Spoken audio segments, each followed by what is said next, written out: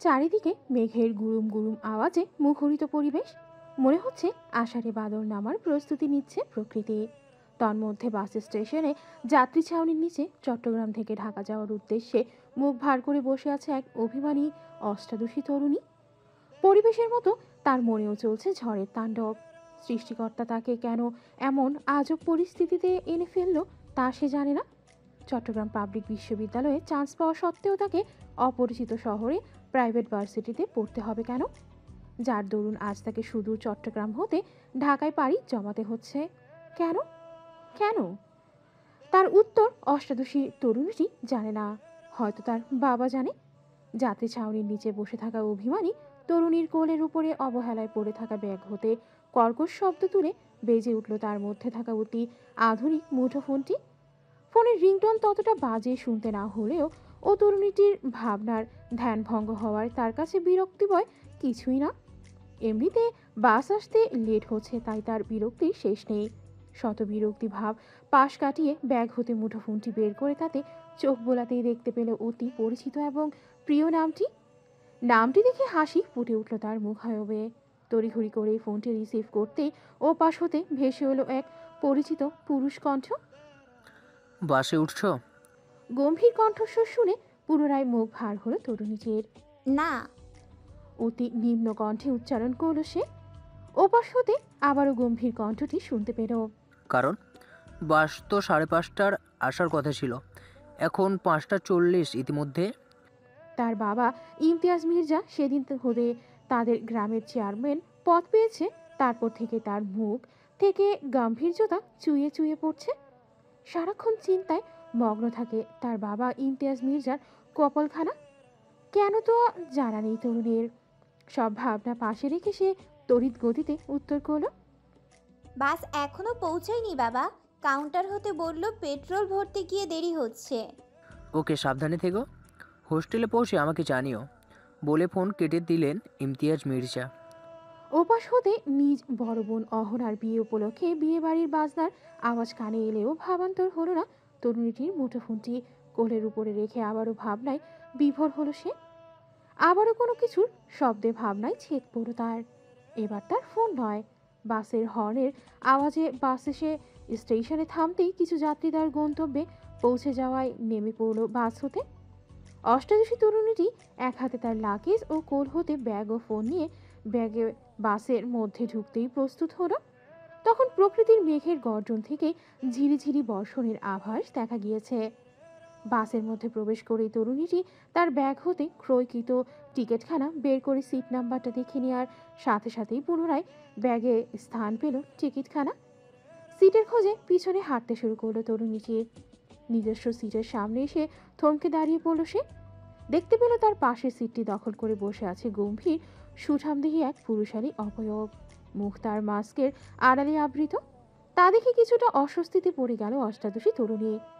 একজন অষ্টাদশী কন্যা যে 5 মিনিট যাবৎ উক্ত সুঠামদেহী পুরুষের সামনে দাঁড়িয়ে আছে এবং কিছু বলার চেষ্টা করছে, এতে পুরুষটির মধ্যে কোনো ভাবান্তর দেখতে পেল না তরুণীটি। পুরুষটি এক মনে ফোনে কিছু টাইপ করেই যাচ্ছে তো যাচ্ছে। তারপরও কিছু সময় অপেক্ষা করে দেখল পুরুষটির মাঝে কোনো ভাবান্তর দেখা যাচ্ছে না। অতঃপর বিরক্ত হয়ে সব অস্বস্তি পাশে রেখেই অত্যন্ত শীতল কণ্ঠে উচ্চারণ করল, এক্সকিউজ মি, শুনছেন? আপনার পাশের সিটটা আমার, যদি উঠে আমাকে বসার জায়গা দিতেন। হ্যালো, এই যে শুনছেন? তরুণী মনে মনে কর্ণে শুনতে পায় না নাকি। দেখে মনে হচ্ছে ফোনের সাথে বউ বাচ্চা নিয়ে সংসার পেতে বসে আছে। অসহ্য।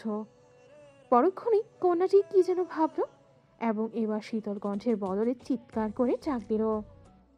এই যে শুনছেন? তরুণী যেন হাফ ছেড়ে বাসল। যাক বাবা, এবার আর তার ডাক বিফলে গেল না। এত উচ্চ কণ্ঠ কর্ণকুহরে প্রবেশ করতেই প্রচণ্ড বিরক্তির সহিত কপালে গাঢ় ভাঁজ ফেলে কান হতে হেডফোনটি খুলে তার দিকে তাক করলো সামনে দাঁড়ানো ব্রাউন কালারের কুর্তির সাথে ম্যাচিং কালারের সালোয়ার, মাথায় হিজাব বাঁধা ও মুখে মাস্ক পরিহিত কন্যাটির পানে। পুরুষকে কান হতে হেডফোন সরাতে দেখে যেন তার মাথায় আকাশ ভেঙে পড়ল। কি সর্বনাশ! সে শুধু শুধু তার এত শক্তি খরচ করে পুরুষটিকে কানে কালা ভেবে এত জোরে চিৎকার করে গলা ব্যথা করল। সঙ্গে সঙ্গেই নিজেকে ধিক্কার জানিয়ে তার বোকামির জন্য বিরক্তিতেই আপনা আপনি তরুণীর কপালের জোড়া ভ্রু কুঁচকে ফেলল।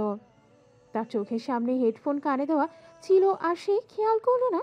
এতক্ষণে তার খেয়াল হলো তার সামনে বসা পুরুষালী অবয়বটি তার দিকে অদ্ভুত বিরক্তির চোখে তার দিকেই তাকিয়ে আছে। মুখে মাস্ক পরিহিত থাকায় পুরুষটির মুখের ভাবমূর্তি বুঝতে পারল না তরুণী।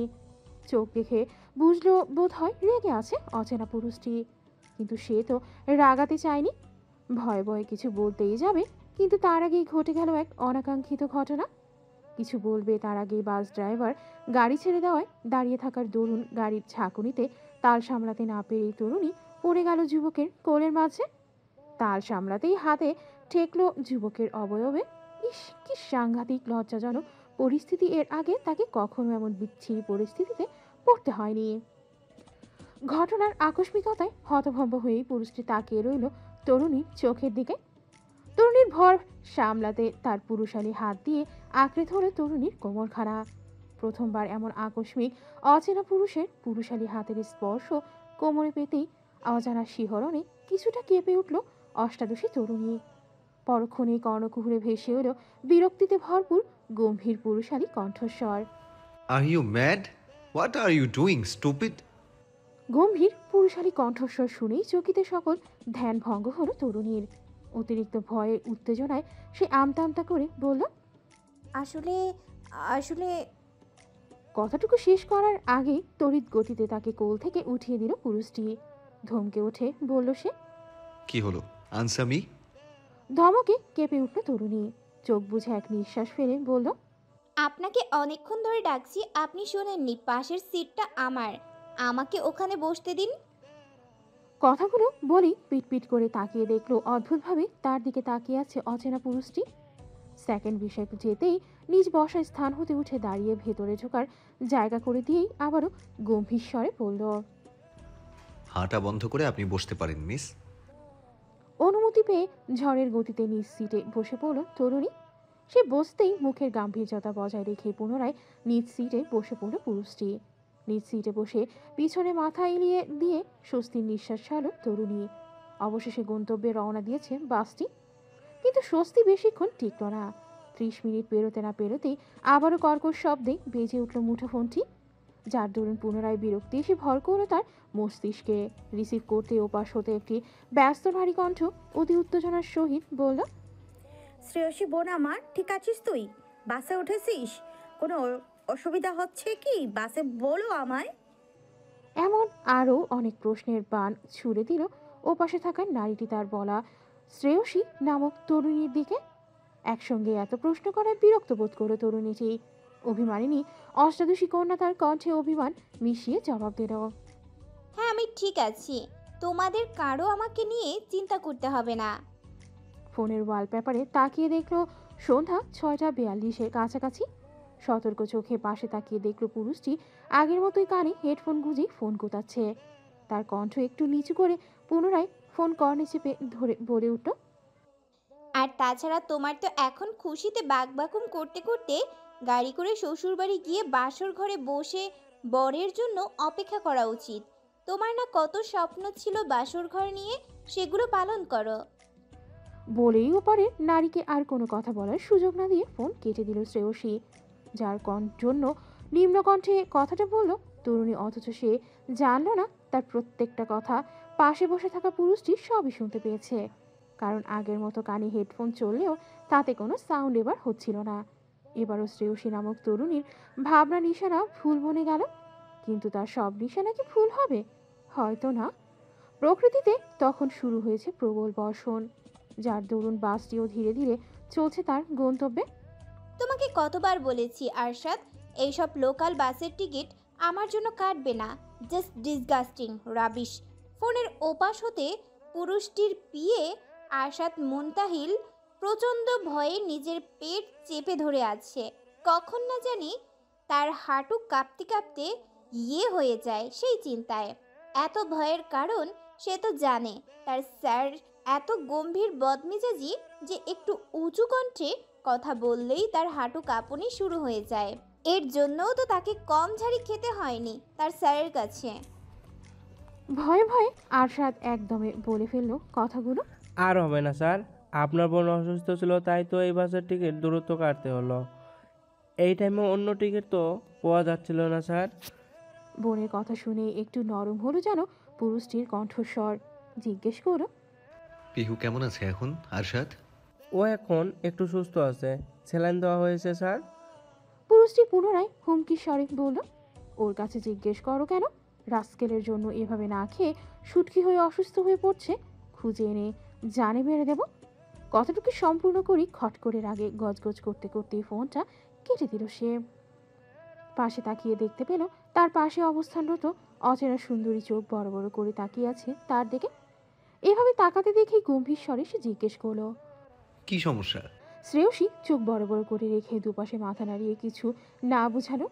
এতে করে পুরুষটি পুনরায় গম্ভীর কণ্ঠে বলল, এইভাবে চোখ বড় বড় করে রাখলে যখন তখন হাতে খুলে বের হয়ে আসবে, ইডিয়েট। অচেনা পুরুষের এহেন কথায় থতমত খেয়ে গেল শ্রেয়সী নামের তরুণী।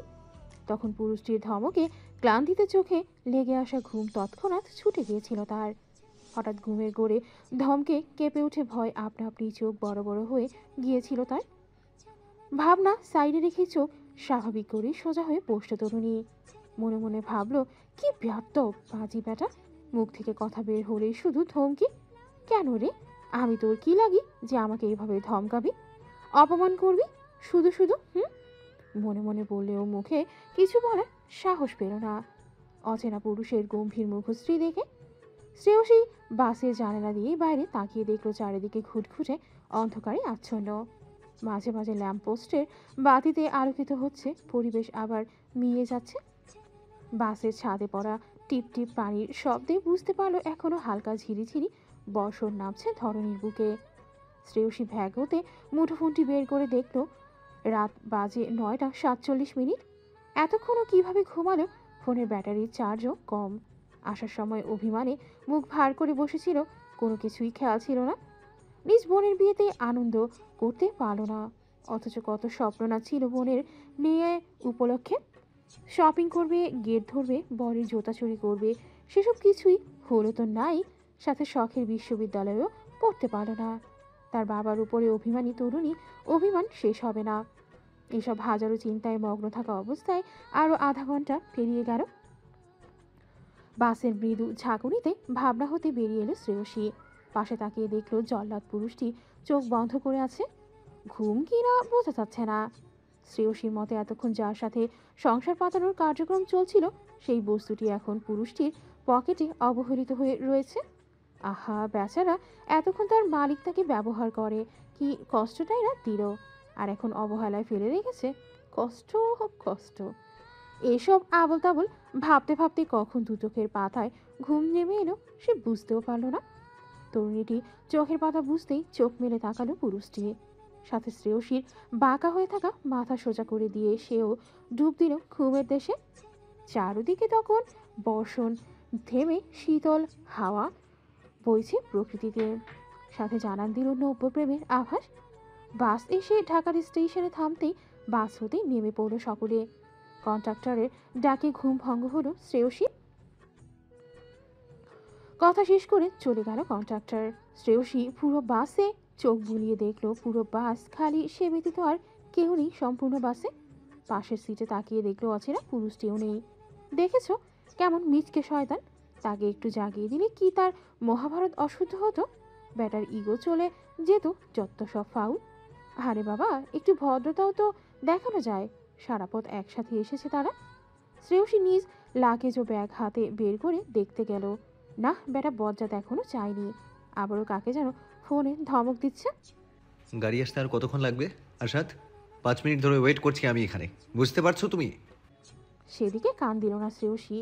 বেটা বজ্জাত যা ইচ্ছে করুক, তার কি। বাসের ঘড়িতে দেখেছিল এখন রাত 11:10। ব্যাগ হতে নিজ ফোনটি বের করে দেখতে পেল কি ঝামেলা।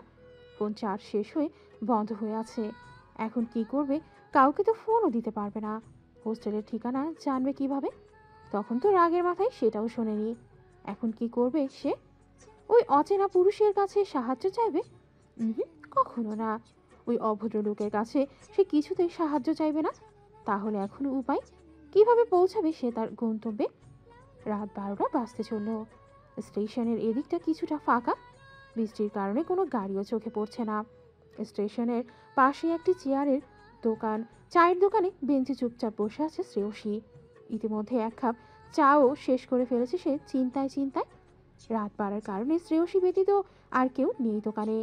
তার থেকে কিছুটা দূরে দাঁড়িয়ে আছে অচেনা পুরুষটি, সাথে আছে তার মহামূল্যবান ফোনটি। শ্রেয়সী একবার ভাবছে এখান থেকে উঠে সোজা হাঁটা দিবে, যেদিকে দু চোখ যায়। উফ, অসহ্য। পরক্ষণে ভাবছে বোকামি করলে তারই লস। ঢাকার শহরের রাস্তায় রাস্তায় বগাটেরা থাকতে পারে, তাকে ধরতে পারলেই তখন আরেক বিপদ। কোনো গাড়িও আসছে না যে সাহায্য চাইবে। না, আর বসে থাকা যাচ্ছে না। এবার তার ওই দেমাগি বদরাগি লোকটার কাছেই সাহায্য চাইতে হবে। অন্তত সে না হোক পুরুষটির ফোনটা তো তাকে দিয়ে সাহায্য তো করতেই পারে। চায়ের দোকানের কাছে সাহায্য চেয়েছিল, কিন্তু তারটাই টাকা নেই, চার্জ দেওয়ার সিস্টেমও নাকি নেই।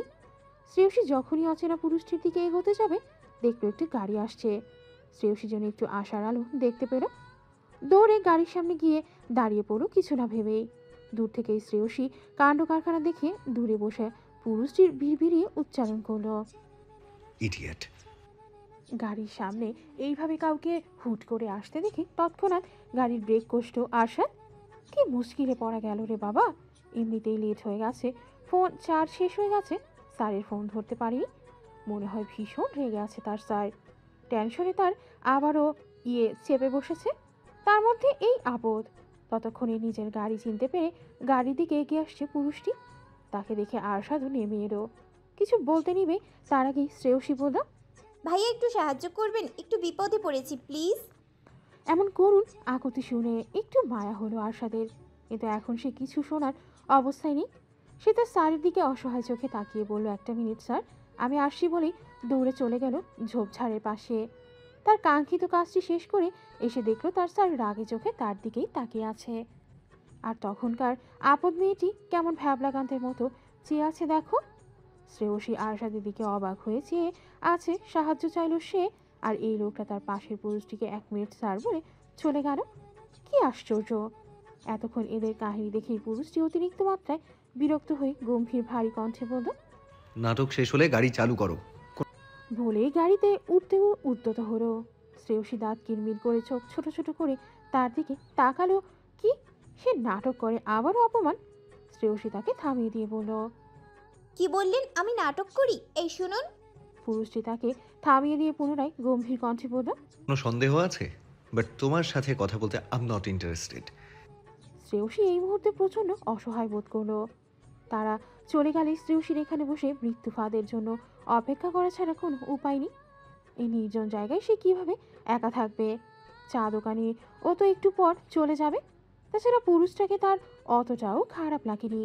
শ্রেয়সী ঝট করে পুরুষটার হাত ধরে থামিয়ে দিয়ে এবারে অনুরোধ স্বরে বলল, ভাইয়া প্লিজ একটু সাহায্য করুন, আমার ফোনটা বন্ধ হয়ে গেছে, বাড়িতে কল করতে পারছি না, আপনার ফোনটা একটু দিবেন প্লিজ। অচেনা পুরুষটি এক পল তার হাতের দিকে শীতল চোখে তাকালো, তারপর যা বলার আরশাদকে বলতে দেখিয়ে দিয়ে নিজের হাত ছাড়িয়ে দিল। শ্রেয়সী এবার আরশাদের দিকে তাকালো। আরশাদ শ্রেয়সীর দিকে করুণ চোখে তাকিয়ে বলল, আমার ফোনের ব্যাটারি ডাউন, কিছু করার নেই বোন। গাড়ির মধ্যে থেকে পুরুষটি বাহিরের কথাবার্তা শুনে গ্লাস নামিয়ে নিজের ফোনটা আরশাদের দিকে দিতে দিতে বলল, 2 মিনিটের মধ্যে ড্রামা শেষ করে গাড়িতে উঠো। ফোন এগিয়ে দিতে দেখে খুশি হলেও পুনরায় বিরক্তিমূলক কথা শুনে রাগ হলো তার। কিন্তু এখন সেসব আমলে না নিয়ে দ্রুত ফোনটি হাতে নিল সে। ফোন করা তার এখন বেশি জরুরি, এসব পরে দেখে নিবে। দ্রুত ফোনে নাম্বার টাইপ করে ফোন ঢুকালো তার ভাইয়ের নম্বরে। অভিমানে তার বাবাকে সে ফোন দিবে না। কিছুক্ষণ রিং হতে একটি পুরুষ কণ্ঠে কেউ সালাম দিল। শ্রেয়সী বুঝলো এটা তার প্রিয় ভাই প্রিয়ম। সালামের উত্তর করেই শ্রেয়সী বলল, ভাই আমি শ্রেয়সী। ফোনের ওপাশ হতে প্রিয়ম খুব দ্রুত বলল, এপাশ হতে শ্রেয়সী দুঃখিত স্বরে বলল, ফোনের চার্জ নেই ভাই, তুই একটু হোস্টেলের ঠিকানাটা বল প্লিজ। ভাই আমি এখন এত কথা শুনতে চাচ্ছি না, তুই প্লিজ ঠিকানাটা বল। প্রিয়ম ঠিকানা দিতে শ্রেয়সী ফোনটা কেটে দিল। তার এখন কাউকেই সহ্য হচ্ছে না, কেউ তার কথাটা ভাবছে না। কান্না পেল তার, কিন্তু এমন অপরিচিত মানুষের সামনে তো আর এমন করা যায় না। দ্রুত নিজেকে ঠিক করে নিয়ে এই ফোনটা আরশাদের দিকে এগিয়ে দিয়ে বলল, ধন্যবাদ ভাইয়া, আরেকটা উপকার করবেন প্লিজ? পিয়মের বলা ঠিকানাটা আরশাদকে বলে বলল। আমাকে একটু এই ঠিকানায় পৌঁছে দিবেন? আরশাদ তাকালো তার স্যারের দিকে। সেই দৃষ্টি অনুসরণ করে পুরুষটি শ্রেয়সীর দিকে তাকিয়ে বলল। গাড়িটা ওর নয়, আমার। আরশাদ, গাড়ি স্টার্ট দাও, কুইক। আরশাদ গাড়িতে উঠতেই পুরুষটি পুনরায় শ্রেয়সীর দিকে তাকিয়ে বলল।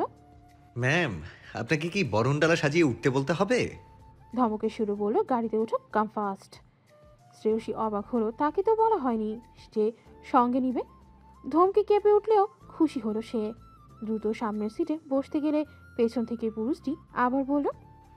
পিছনে এসো বোকামে, পেছনে বসো ইডিয়েট। শ্রেয়সী দুবার গাড়ির পিছন দরজা ধরে টান দিল, কিন্তু খুলল না। পুরুষটি শ্রেয়সীর কাণ্ড কারখানা দেখে লক খুলে দিয়ে আবারও গম্ভীর হয়ে বসে রইল। শ্রেয়সী আরেকবার দরজা টান দিতে এবার খুলে গেল। শ্রেয়সী অস্বস্তিতে দরজার সাথে দিকে আটসাট হয়ে চেপে বসল। কি ব্যাপার, তার এমন অস্বস্তি হচ্ছে কেন? কই, বাসে করে তো সারা পথ পাড়ি দিল, তখন তো এমন লাগেনি। শ্রেয়সী গাড়িতে ওঠার পরপরই আবারও আকাশে কালো মেঘ করে চারদিকে আরও অন্ধকার করে বৃষ্টি নামতে শুরু করলো। তাতে পুনরায় ভিজে সতেজ হয়ে উঠল ধরনীর প্রতিটি গাছপালা। বর্ষণ থেমেছে সেই কখন। মেঘের পরিবর্তে আকাশের বুকে জায়গা করে নিয়েছে থালার মতো চাঁদখানা।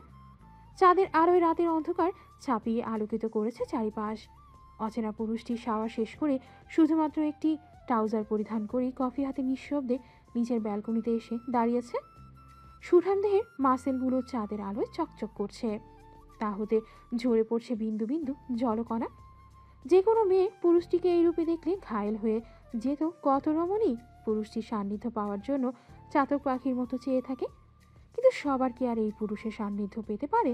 হুম, কখনো না। পাবে শুধু তার একমাত্র না হওয়া বউটি। কিন্তু এই যে ঠিক তার বরাবর সামনের গেস্ট রুমের জানালার ফাঁক দিয়ে চারটির দিকে তাকিয়ে আছে অপরূপ সুন্দরী রমণী, যার চোখ, মুখ, নাক, ঠোঁটদ্বয় চাঁদের আলোয় ঝলঝল করছে, যা অদূরে দাঁড়ানো পুরুষটিকে ঘায়েল করছে। সেই খবর কি রাখছে রমণী? তার দিকে যে এক সুদর্শন পুরুষ তৃষ্ণার্থভাবে তাকিয়ে আছে, সে খেয়াল কি তার আছে? ফোনের রিংটনে ধ্যানভঙ্গ হলো পুরুষটির। রিসিভ করে কানে ধরতে ওপাশ হতে ভেসে এলো পিয়মের কণ্ঠ। কি মামা, বিদেশ থেকে কি বউ নিয়ে আসলা নাকি? খোঁজ খবর নেই? চুপ শালা, ফোন তোর বন্ধ, আমার নয়। বোনের বিয়ে দিতে গিয়ে কি নিজেও বিয়ের পিড়িতে বসে গেলি নাকি? ততক্ষণে কথার আভাস পেয়ে শ্রেয়সী তাকিয়েছে সুদর্শন পুরুষটির পানে। ততক্ষণে পুরুষটিও তাকিয়েছে সেদিকে। শ্রেয়সীর দিকে কিছু পল গভীর দৃষ্টি দিয়ে তাকিয়ে থেকে পুনরায় চোখ সরিয়ে নিল। কথায় মনোযোগী হলো। পিয়ম বলল। আরে না বাল, ফোনটা সেদিন হারিয়ে গেছে। চট্টগ্রাম আসার পথেই বিয়ের ঝামেলায় সিম আর উঠানো হয়নি। এটা নতুন নম্বর। তা তুমি কি আর বিয়ে শাদী করবা না? পুরুষটি আর চোখে শ্রেয়সীর দিকে তাকাতেই চোখাচোখি হয়ে গেল। চোখে চোখ রেখে উত্তর দিল। ঠিকই ধরেছিস। এবার একটা বউয়ের সত্যিই দরকার। বিয়েটা করতেই হচ্ছে এবার। ভাবছি তোর বোনকে এবার বিয়েটা করে ফেলবো, কি বলিস? ফাজলামো করবি না Rudra. I am serious. Piyam কথাটা হেসে উড়িয়ে দিল। লাস্ট 222 তোর নাম্বার? হ্যাঁ, জ্ঞান তুই জানলে কিভাবে? জানতে হবে না, বাই। শ্রেয়সী ওপাশের কথা শুনতে না পেলেও দূরত্ব কম হওয়ায় অচেনা পুরুষটির কথা স্পষ্ট শুনতে পেয়েছে। অকারণে লজ্জা পাচ্ছে সে। গাল দুটো রক্তিম বর্ণ ধারণ করতে শুরু করেছে তার। আর পুরুষটি তার আখি পল্লব বিদ্ধ করে আছে তার পানে। কি অদ্ভুত, যার বাড়িতে এসে আশ্রয় নিল তার পরিচয়টাই জানে না এখনো শ্রেয়সী। তখন গাড়িতে থাকাকালীন আবারও ফোন করেছিল পিয়ম। বলল, এখন নাকি এত রাতে হোস্টেলে ঢুকতে দিবে না। তুই যা, তুই যার কাছে সাহায্য নিয়েছিস তাকে ফোনটা দে, আমি কথা বলছি। তার ভাই কি বলে এই পুরুষকে এক রাতের জন্য তাকে থাকতে দেওয়ার জন্য রাজি করিয়েছে জানে না। তাই এখন সে এই অচেনা পুরুষের বাড়িতে। I may, look at me. নাম কি তোমার? শ্রেয়সীর ভাবনার মাঝেই ধমকের স্বরে কথাটি কর্ণে পৌঁছালো তার। কি সমস্যা এই লোকের? তাকে শুধু ধমকি দিতেই জানে। একটু আগে তো ফোনে ভালোভাবেই কথা বলছিল যত সব। হুট করে এই প্রশ্নে কিছুটা ঘাবড়ে গেল শ্রেয়সী। জবাব দিল, Shreyashi. Full name? Shreyashi Mirza. Daughter of Imtiaz Mirza, right? জি, আপনি জানলেন কি করে? শ্রেয়সীর কথায় পুরুষটি দুঠোঁট বাঁকিয়ে হাসল, কিন্তু উত্তর দিল না। শ্রেয়সী তার দিকেই প্রশ্নবোধক দৃষ্টিতে তাকিয়ে। পুরুষটিকে চলে যেতে দেখে শ্রেয়সী হুট করেই বোকার মতো বলে উঠল। আপনার নাম কি? পুরুষটি থমকে দাঁড়িয়ে পেছনে না তাকিয়ে দাম্ভিকতার স্বরে বলল, রুদ্র, রুদ্র প্রতাপ চৌধুরী। সকাল 7:50। লিভিং রুমে টিভি চলছে। সুপারস্টার রুদ্রপ্রতাপ চৌধুরী কিছুদিন আগেই লন্ডন গিয়েছিলেন তার এক্সপার্ট মুভির শুটিংয়ে। গতকাল তিনি শুটিং শেষে দেশে ফিরেছেন, কিন্তু এই খবর সে এই পর্যন্ত কাউকেই তার জানাননি। এটা রহস্যজনক বিষয়। সে এই পর্যন্ত যতগুলো মুভি করেছেন সবগুলোই থ্রিলার, সাসপেন্স এবং সবগুলো মুভি হিট করেছে দারুণভাবে। এই পর্যন্ত তার করা কোনো মুভিতেই কোনো ঘনিষ্ঠ ফিল্মের লিড ছিল না, এমনকি হাত পর্যন্ত ধরেনি কোনো হিরোইন এর। কিন্তু আশ্চর্যজনক বিষয়, গতকাল রাতে 12টার পরে হঠাৎ তাকে একটি মেয়ের সাথে ঘনিষ্ঠভাবে দেখা গিয়েছে, এমনকি সেই মেয়েটিকে তার বাড়িতে পর্যন্ত নিয়ে গিয়েছে। এই ঘটনায় তার গার্ল ফ্যামিলিরা হতাশ হয়েছে। কে হয় তার মেয়েটা কি তার গার্লফ্রেন্ড, নাকি ফিয়েন্সে, নাকি অন্য কিছু? আপনারা আমাদের স্ক্রিনে মেয়েটি এবং তার ছবিটি দেখতে পারছেন। পরবর্তী আপডেট পেতে আমাদের সঙ্গেই থাকুন। ধন্যবাদ। আরশাদ কেবলই লিভিং রুমে পা দিয়েছে কিনা দিয়েছে, উক্ত ভয়ঙ্কর সংবাদ দেখে তার প্রাণ যায় যায় অবস্থা। কি সাংঘাতিক! তার স্যার আর প্রেম, গার্লফ্রেন্ড, অসম্ভব। স্যার দরজা খুলুন স্যার, সর্বনাশ হয়ে গেছে। রুদ্র রুমের দরজায় বাড়ি দিতে দিতে আতঙ্কিত হয়ে কথাগুলো আওড়ালো আরশাদ। মাত্র ভোরের দিকেই চোখটা লেগে এসেছিল। রুদ্রের আরশাদের এমন আহাজারি শুনে বাধ্য হয়ে অনেক কষ্টে চোখ জোড়া খুলে উঠে বসল। পাশ হতে শুভ্র রঙা টি শার্টখানা দক্ষ হাতে খালি গায়ে জড়ালো সে। আস্তে ধীরে বেড থেকে নেমে দরজা খুলে আরশাদের কোনো কথা না শুনেই তৎক্ষণাৎ ওয়াশরুমে ফ্রেশ হতে ঢুকে গেল রুদ্র। আরশাদ বোকার মতো তাকিয়ে রইল শুধু। তার স্যার এমন কেন? 10 মিনিট পর রুদ্র তাওয়াল দিয়ে মাথা মুছতে মুছতেই বের হলো ওয়াশরুম হতে। আরশাদের দিকে তাকিয়ে আদেশ দিল ঘটনা কি বলতে। আরশাদের মুখ হতে এমন ভয়ঙ্কর ঘটনা শুনে ও রুদ্রের মধ্যে কোনো ভাব আবেগ দেখতে পেল না আরশাদ। সে আগের মতোই নির্বিকার। পাপিয়া, পাপিয়া, এক কাপ কফি নিয়ে যাস তো। জি ভাইজান, দিতেছি। উল্টো পাপিয়াকে উক্ত কথাটি বলল রুদ্র। পাপিয়া এই শুভ্রতা মহলের হেল্পিং হ্যান্ড, বয়স 15। ততক্ষণে আরশাদের ফোন বেজে উঠল। ধরে কথা বলল সে। পাপিয়া ঝড়ের গতিতে কফি নিয়ে হাজির হলো। রুদ্র কফি হাতে নিতেই আরশাদ তাদের প্রধান গার্ড কাদেরের সাথে কথা শেষ করে বলল। রুদ্র তখনও ভাবান্তর। তার স্যার যে কিভাবে এমন পরিস্থিতিতেও নির্বিকার থাকে ভেবে পায় না আরশাদ। কখনো কোনো জটিল পরিস্থিতিতেও ঘাবড়াতে দেখেনি তাকে। সবসময় কিভাবে যেন শান্ত থেকে সব জটিল পরিস্থিতিও সামলে নেয় অনায়াসে। তার স্যার গভীর জলের মাছ, তার মনের মধ্যে কি চলছে একমাত্র উপরওয়ালা সারা, আর কারো বোঝার সাধ্য নেই। তার তো নেই। আজ 3 বছর ধরে তার সাথে কাজ করছে সে। এতদিনে কখনো কি করতে হবে এতটুকু বুঝে নিয়েছে সে। ছবিটা তুলে কে মিডিয়ার হাতে হস্তান্তর করেছে খোঁজ নাও আসাদ। একটানে তার জানটা ছিঁড়ে নিলে তবে আমার মন শান্তি পাবে। কফির মগে চুমুক দিতে দিতে উক্ত কথাটি আদেশের স্বরে বলল রুদ্র।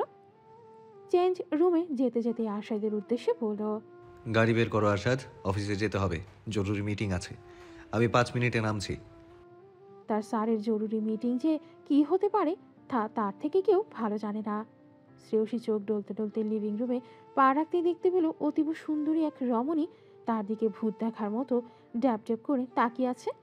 একবার টিভির পর্দার দিকে তাকাচ্ছে তো একবার তার দিকে তাকাচ্ছে। মনে হচ্ছে অদ্ভুত কিছু মেলানোর চেষ্টায় আছে রমণীটি।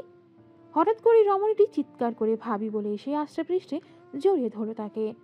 ঘটনার আকস্মিকতায় ভ্যাবাচাকা খেয়ে গেল শ্রেয়সী। সম্মুখে তাকে জড়িয়ে ধরা রমণীর দিকে তাকিয়ে রইল ভ্যাবলাকান্তের মতো। এই মুহূর্তে শ্রেয়সীর নিজেকে কোনো ভিনদেশের প্রাণী বই কিছুই লাগছে না। কি হচ্ছে এখানে তার কিছুই বোধগম্য হচ্ছে না তার। ততক্ষণে অদূরে রমণীটির পাশে বসে থাকা বৃদ্ধ লোকটি তার হাতে থাকা রিমোট দিয়ে টিভি অফ করে বসা থেকে উঠে এসে শ্রেয়সীর পাশে দাঁড়িয়ে শ্রেয়সীকে জড়িয়ে থাকা রমণীটিকে উদ্দেশ্য করে বলল, কি করছো পিহু? দাদু ভাই মেয়েটার দম আটকে যাবে তো, ছাড়ো তাকে। ও সরি উত্তেজনার বশে ভুল করে বসেছি বলেই তাকে ছেড়ে দিয়ে মেকি হাসলাম আমি। বৃদ্ধ পুরুষটি শ্রেয়সীকে উদ্দেশ্য করে বলল, কিন্তু তুমি কে দাদু ভাই? তোমাকে তো ঠিক চিনলাম না। এর আগে তো তোমাকে এ বাড়িতে দেখেছি বলে মনে হচ্ছে না। বৃদ্ধ পুরুষটির আন্তরিকতায় আপ্লুত হলো শ্রেয়সী। কাল রাতের ঘটে যাওয়া সকল ঘটনায় খুলে বলল দুজনকে, সাথে পাপিয়াও শুনল। সে তো ভেবেছিল যাক, এতদিন পর তাহলে তার ভাইজানের একখান বউ হইব, কিন্তু তার আশায় সে ঘুরে বালি ঢেলে দিল মেয়েটি। যা বাবা, বৃদ্ধ দাদুটি বলল। এবার বুঝতে পেরেছি রুদ্র দাদু ভাই, এত তাড়াহুড়ো করে বেরিয়ে যাওয়ার কারণ কি? পাপিয়া সকলের উদ্দেশ্যে বলল, অনেক হয়েছে দাদু, এবার চলুন, সকালের খাবার খাইতে হইব। তো আমার এত কষ্টে রান্না করা খাবারগুলো নষ্ট হইয়া যাইব গা। এই যে আপামনি, আপনারে তো মুই কালকা রাতেই দেখছিলাম, আপনারে ও ভাইজান খাইয়া খাইয়া দাইয়া বইয়া ঠাউনের লাগিয়া কইছে। ভাইজান সে না আসার আগ পর্যন্ত। পিহু বলল, এই যে ড্রামা কুইন, থামেন আপনি। তোকে না কতবার দাভাই বলেছে শুদ্ধ ভাষায় কথা বলতে। কে শুনে কার কথা? উল্টো পাপিয়া তার দিকে তাকিয়ে মুখ ঝামটি দিয়ে চলে গেল। দেখেছো দাদু, দেখেছো কত বড় সাহস, ও আমাকে মুখ ঝামটি দেয়।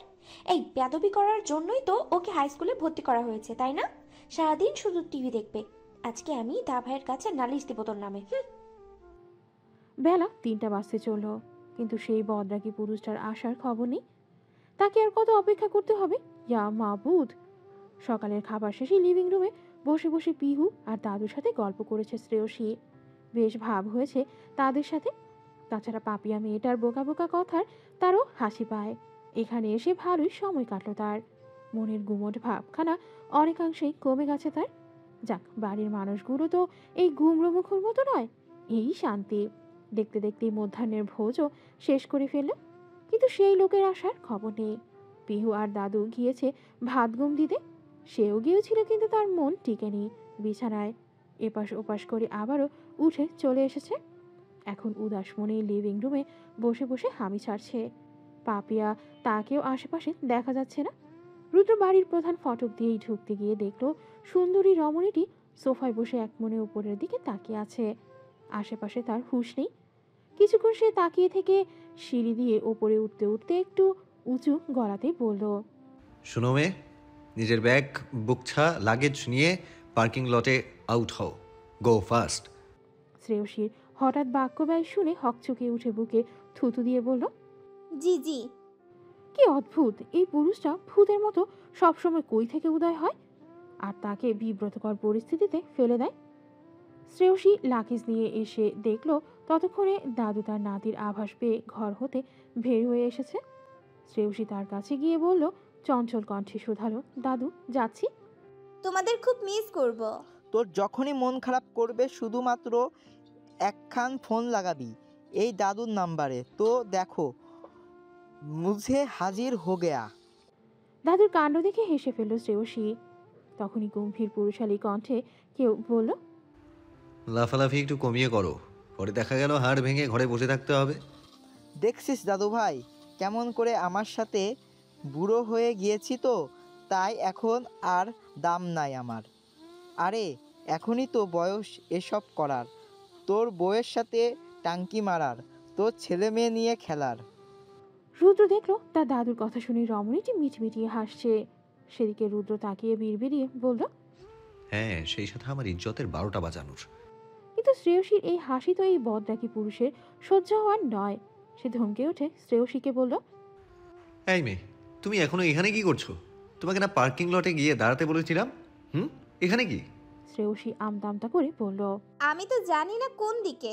তাছাড়া শুনুন না, আমি পিহুর সাথে একটু দেখা করে যাই।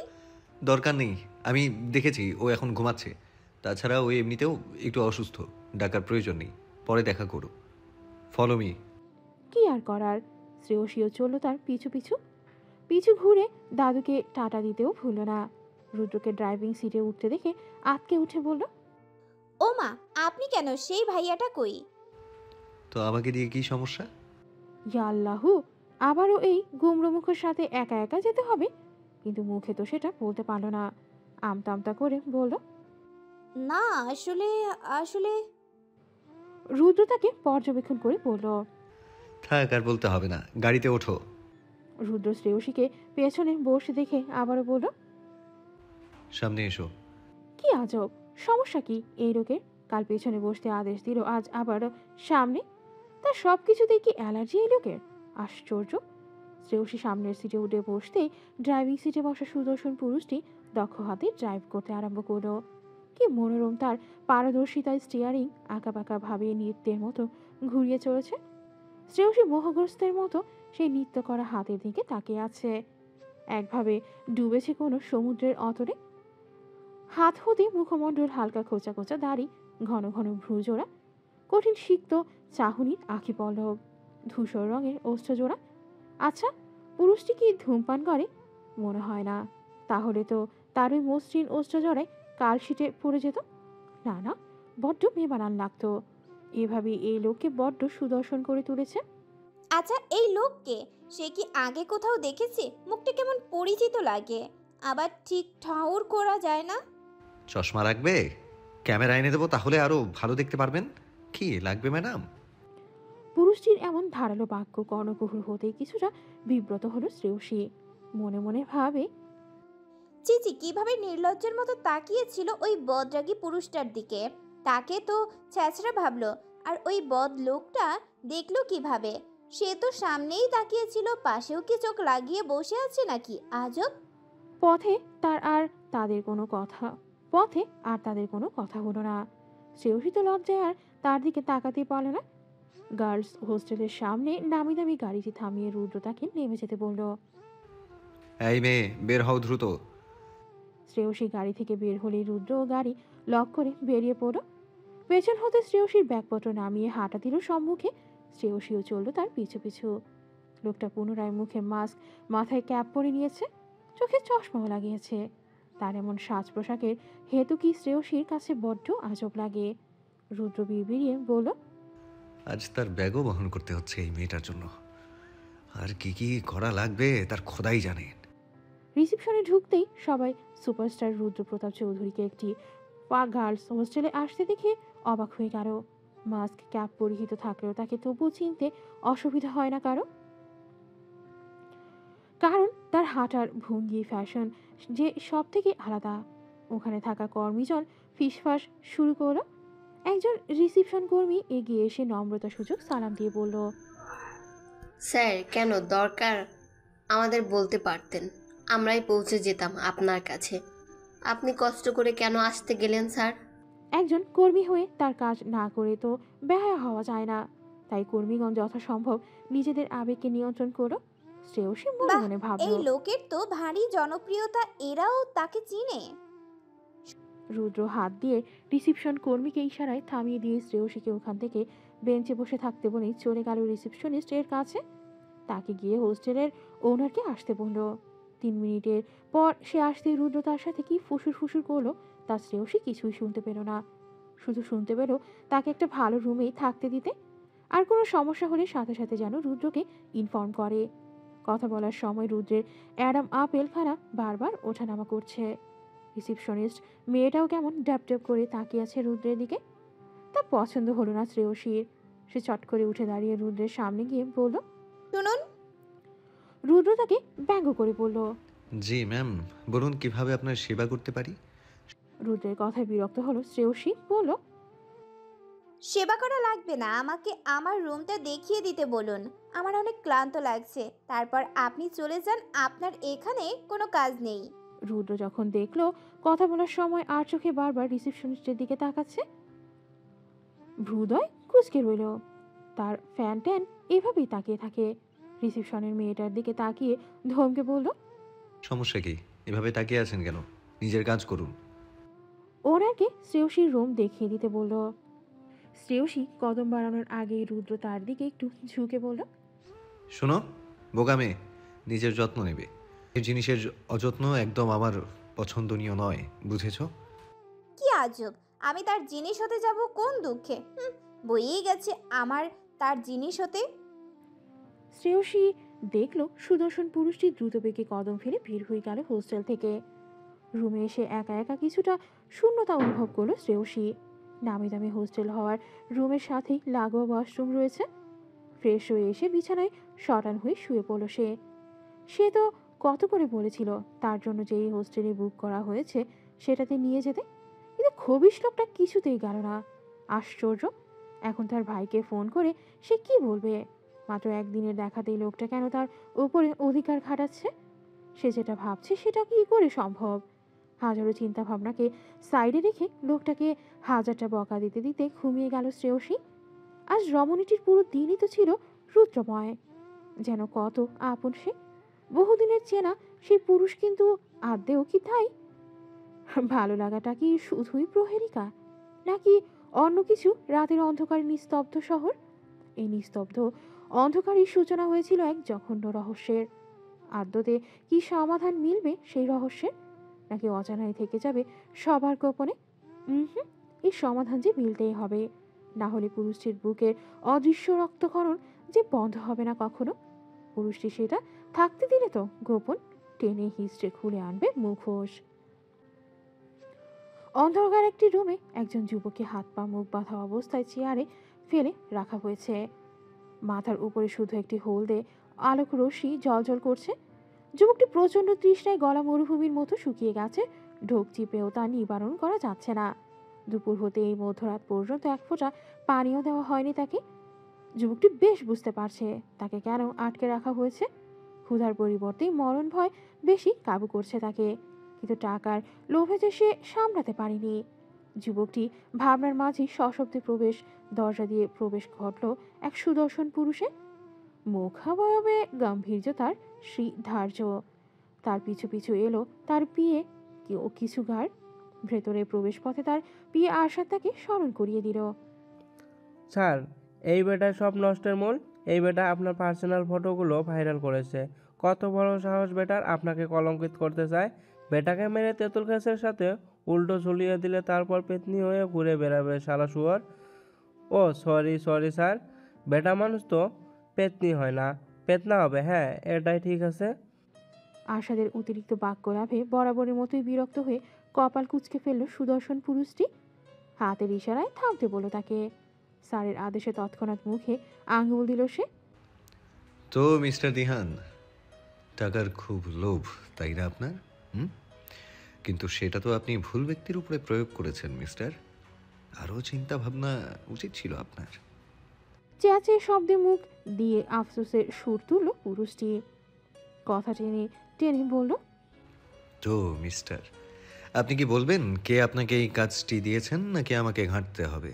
দেখুন, আমাকে যদি ঘাঁটতে হয় তাহলে এর ফল কিন্তু আপনার জন্য ভালো হবে না। Mind it.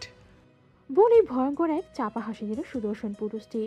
সুন্দর মুখের ভয়ঙ্কর হাসি যেন পুরুষটির মুখে বড্ড বেমানান, কিন্তু তাতে পুরুষটির কিছু যায় আসে না।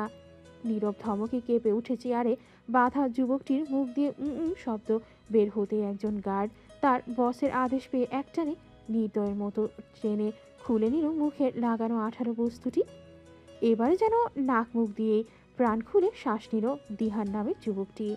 দিহান বলল, আমার কোনো দোষ নেই। আমাকে বলা হয়েছিল আপনার সম্পর্কে যে কোনো কেচ্ছা রটিয়ে বদনাম করা। আমি শুধু টাকার জন্য। আমাকে ছেড়ে দিন স্যার। কে? তিনি কে?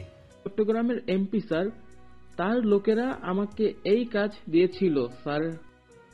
বলে শব্দ করে কেঁদে দিল যুবকটি। পুরুষটি অদ্ভুত ভঙ্গিতে ঠোঁট বাঁকিয়ে হাসল। প্রবেশ পথে বের হতে গিয়েই থেমে পুনরায় বলল, এটাকে আপাতত খাতির যত্নের পরে সসম্মানে হসপিটালে ভর্তি করে এসো, কেমন? মুখোশের আড়ালে সুদর্শন পুরুষটির এ কোন রূপ! আকাশের পূর্ব দিগন্তে রাজত্ব করা সূর্যিমামা রাতের অন্ধকারকে ছাপিয়ে নিজস্ব আলোয় আলোকিত করছে পুরো ধরনী। পাখির কলকলানি ও ফোনের রিংটনের উদ্ভট শব্দে গভীর তন্দ্রা ছুটে গেল শ্রেয়সীর। তার রিসিভ করতে পিয়ম জানালো আজকে থেকেই শ্রেয়সীকে তার নতুন ভার্সিটিতে যেতে হবে। আরও বলল, আমি বিয়ের ঝামেলার জন্য আসতে পারছি না বনু। আমি তোকে ভার্সিটির লোকেশন পাঠিয়ে দিচ্ছি, তুই প্লিজ একটু ম্যানেজ করে নে। আমি ঢাকায় ফিরেই তোকে সব চিনিয়ে দেব। রাগ করিস না বনু, বাবা তোর সাথে কথা বলবে। কিন্তু কিন্তু সেই সুযোগ আর দিল না সে। আগেই ফোন কেটে দিল শ্রেয়সী। কারোর সাথে কথা বলার দরকার নেই তার, সে নিজেই চেনে নেবে সব। বাবার উপর অভিমানে মুখ ফোলালো অষ্টাদশী কন্যাটি। কিন্তু সব সত্য জানলে কি বোকা মেয়েটা বাবার উপর রাগ করতে পারত? শ্রেয়সীর ফোন কাটাতেই করুণ চোখে তাকালো পিয়ম তার বাবার দিকে। ইমতিয়াজ মির্জা গোপন দীর্ঘশ্বাস ছাড়লেন মেয়ের অভিমানে। শ্রেয়সী রেডি হয়ে নিচে নামতেই অবাক হয়ে চেয়ে এলো তার সম্মুখে। অবাকের চেয়ে আশ্চর্যই বেশি হয়েছে সে। এই মুহূর্তে এই লোকটিকে নিজের সম্মুখে কল্পনাও করেনি শ্রেয়সী। কিন্তু এই পশ্চাৎ গুমড়ো মুখটার কোনো হেলদোল নেই। সে দিব্যি গাড়ির ড্রাইভিং সিটে বসে আছে নির্বিকার। এভাবে তাকিয়ে থাকিয়েন না ম্যাম, না হলে যে কোনো অঘটন ঘটে যাবে, যেটা এই মুহূর্তে আমি চাইছি না, বুঝেছেন? সো তাকিয়ে না থেকে উঠে আসুন ফার্স্ট। শ্রেয়সী বোকার মতো জিজ্ঞেস করলো কোথায়। রুদ্র কটমট করে তার দিকে তাকিয়ে বলল, কেন, আমার কোলে আসুন। শ্রেয়সীও বোকার মতো পড়ে বসল। কিন্তু আপনি তো গাড়ির মধ্যে, কিভাবে কোলে উঠবো? রুদ্র তার কথায় হতভম্ব হয়ে চেয়ে রইল, বিড়বিড়িয়ে পড়ল। এমনি এমনি তো আর আপনাকে ইডিয়েট বলি না। শ্রেয়সীর কথায় চাপা ধমক দিল সে। Shut up idiot. রুদ্র ধমকে হুঁশ ফিরল শ্রেয়সীর। এতক্ষণ সে ঘোরের মাঝে কি বলেছে বুঝতেই লজ্জায় গোলাপি আভা ফুটে উঠল তার মুখাবয়বে। তার মধ্যে আবারও ধমকে উঠল সে। এই মেয়ে, গাড়িতে ওঠো ফার্স্ট। সব সময় এই মেয়েকে এক কথা দুবার বলতে হয়। শ্রেয়সী চেয়েছিল রুদ্রকে বলে দেবে সে তার সঙ্গে যাবে না, কিন্তু পরবর্তীতে রাগে রুদ্রকে দাঁতের দাঁত চাপতে দেখে ভয়ে তৎক্ষণাৎ শ্রেয়সী তাড়াহুড়ো করেই গাড়িতে চেপে বসতেই গাড়ির দরজার সঙ্গে পা বেঁধে বাম পায়ের জুতো ছিটকে পড়ল অদূরে ঝোপের মধ্যে গিয়ে। ঘটনার আকস্মিকতায় শ্রেয়সী হতভম্ব হয়ে হাত দিয়ে মুখ চেপে ধরল তার। ইয়াল্লাহ, এবার কি হবে? সুপারস্টার রুদ্র শুধু অদ্ভুত চোখে সব পর্যবেক্ষণ করে গাড়ি স্টার্ট করলো দ্রুত। মুখ দিয়ে কোনো বাক্য ব্যয় করল না সে। সাইজ কত তোমার? রুদ্রর প্রশ্ন শুনে শ্রেয়সী চোখ বড় বড় করে রুদ্রর দিকে তাকালো। মুখ দিয়ে অস্ফুট স্বরে আওয়াজ করলো, হোয়াট? জুতোর সাইজ বলো ইডিয়েট। শ্রেয়সী নিজের ভাবনার প্রতি নিজে বিরক্ত হলো। শ্রেয়সী প্রতি উত্তর করতে রুদ্র ফোন লাগালো আরশাদকে। কিছুক্ষণের মধ্যে পিহুর জুতোর সাইজের এক জোড়া জুতো এনে ভার্সিটির সামনে এসো দ্রুত। রুদ্র গাড়ি এনে থামালো ভার্সিটির সামনে।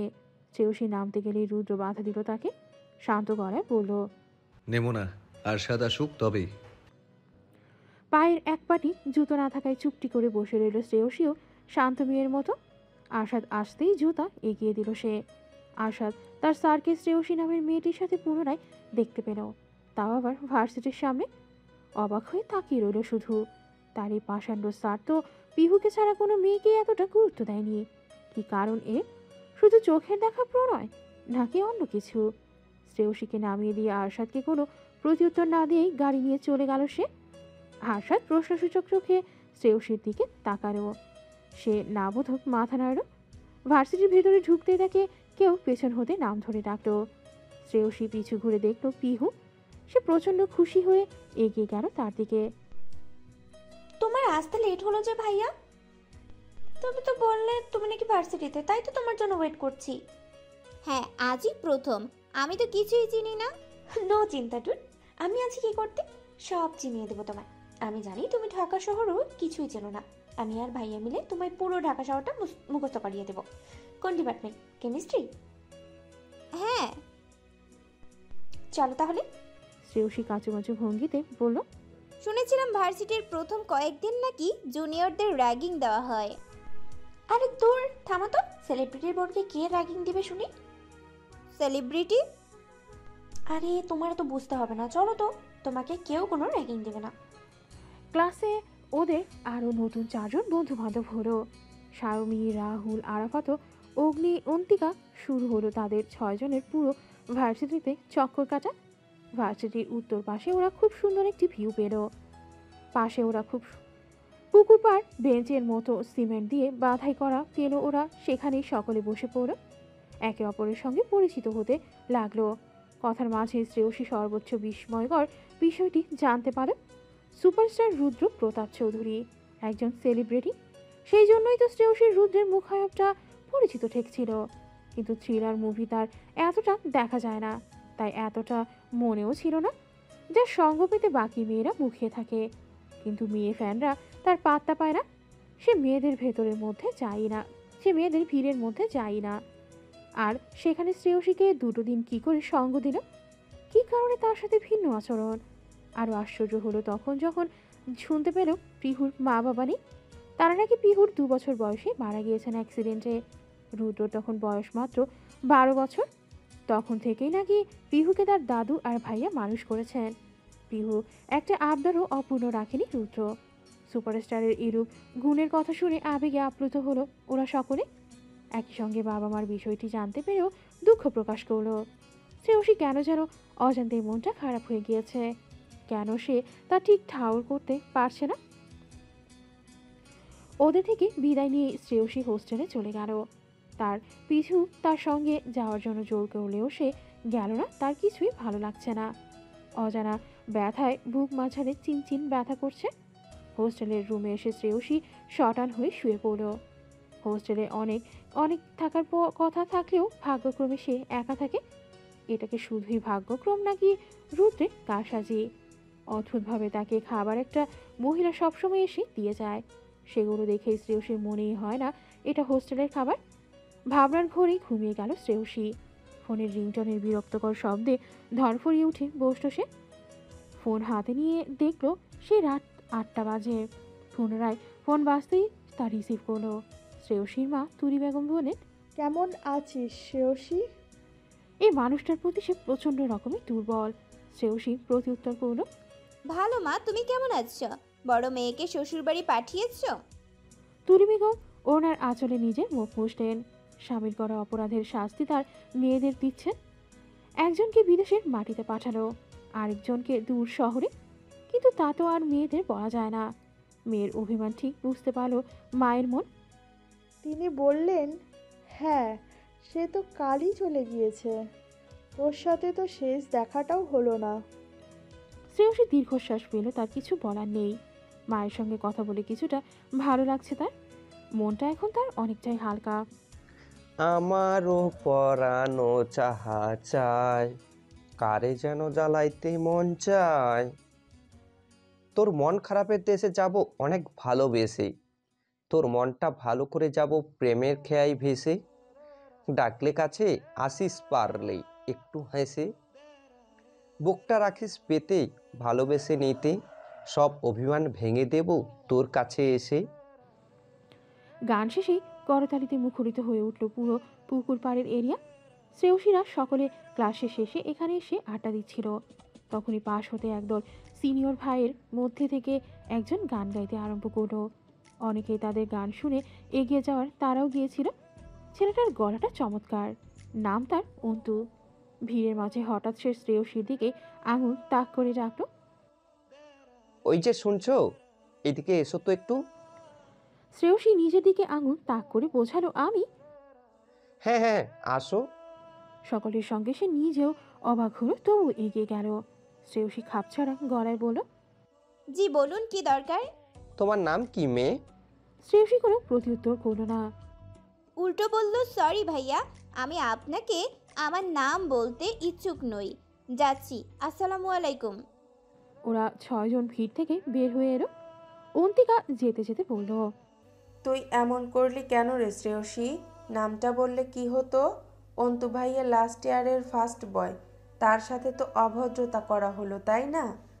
শ্রেয়সী আবারও বলল, ফার্স্ট বয় হলে আমার কিছু যায় আসে না অন্তিকা। তাকে আমি আমার ব্যাপারে বলার প্রয়োজন বোধ করছি না বর্তমানে। মানুষের স্বভাব চরিত্র দেখে মানুষ চিনতে শেখ, তাদের কথার পিছনে লুকিয়ে থাকা গোপন কথা বুঝতে শেখো। পিহু শ্রেয়সীর এরূপ আচরণে অবাক হলো, সঙ্গে খুশিও। রাতে ভোজনের সময় পিহু শ্রেয়সীর কথা উঠালো। রুদ্র কিছু বলল না। সে নিশ্চুপভাবে খেতে খেতে আরশাদের বলা কালকের শিডিউলের কথা শুনছিল। হঠাৎ পিহু অন্তু ছেলেটা সমস্ত কথা উঠালেই রুদ্র জিজ্ঞেস করল, তোদের কি ডিস্টার্ব করেছে কোনোভাবে?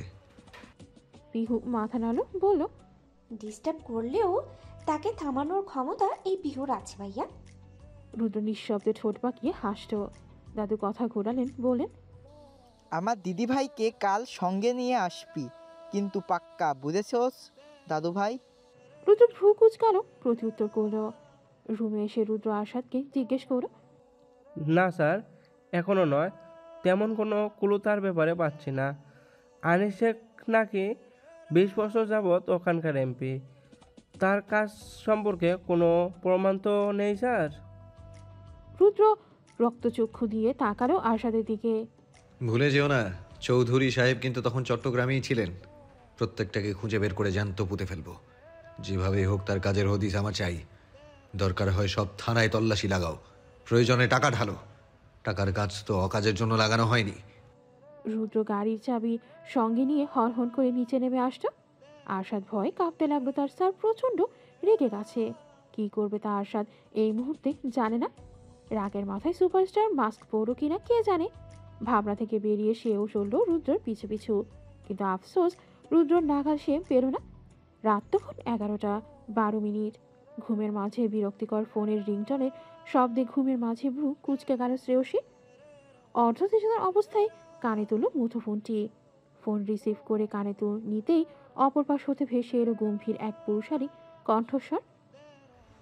জাস্ট 5 মিনিটে নিচে নেমে এসো। ধরফড়িয়ে উঠে বসল শ্রেয়সী। ফোন কান হতে নামিয়ে চক্ষু তারায় ঠাহর করে দেখল সম্পূর্ণ অচেনা একটি নম্বর। অচেনা নম্বর থেকে পরিচিত কণ্ঠস্বর শুনে পুনরায় ফোন কানে নিল সে। কে কে বলছো? আবারও একই স্বর। আপনি একটু নিচে নেমে আসুন ম্যাম, জাস্ট 5 মিনিটে। অচেনা নম্বরের পরিচিত কণ্ঠস্বর চিনতে একদম ভুল হয়নি শ্রেয়সীর। পুরুষটির ব্যঙ্গার্থক বাক্যদ্বয় বুঝতে পারল এক লহমায়। ঝট করে ফোনটা কেটে দিল শ্রেয়সী। এত রাতে তার কাছে আসার হেতু কি এই পুরুষের? সে কেন একজন পুরুষ মানুষের সাথে এত রাতে দেখা করতে যাবে? তার যেন তেন কেউ নয় সেলিব্রিটি। মানুষজন দেখলে তো কেলেঙ্কারি বেঁধে যাবে। আগেরবার সামান্য কারণে কি একটা হজবরল কাণ্ড ঘটালো মিডিয়া। ভাগ্যিস তার মুখায়ব স্পষ্ট ঠাহর করা যায়নি। বাবা জানলে তাণ্ডব হতো। যতই সে বাবার সাথে অভিমান করুক, সে তো এখানে পড়তে এসেছে। গ্রামে তার বাবার নামে খারাপ হতো। কিছুক্ষণ দোনমনা করে 5 মিনিট বহুত আগেই পার করে নিচে নেমে আসতো সে। সামনের পুরুষটিকে দেখে হতভম্ব হয়ে গেল। হবে নাই বা কেন?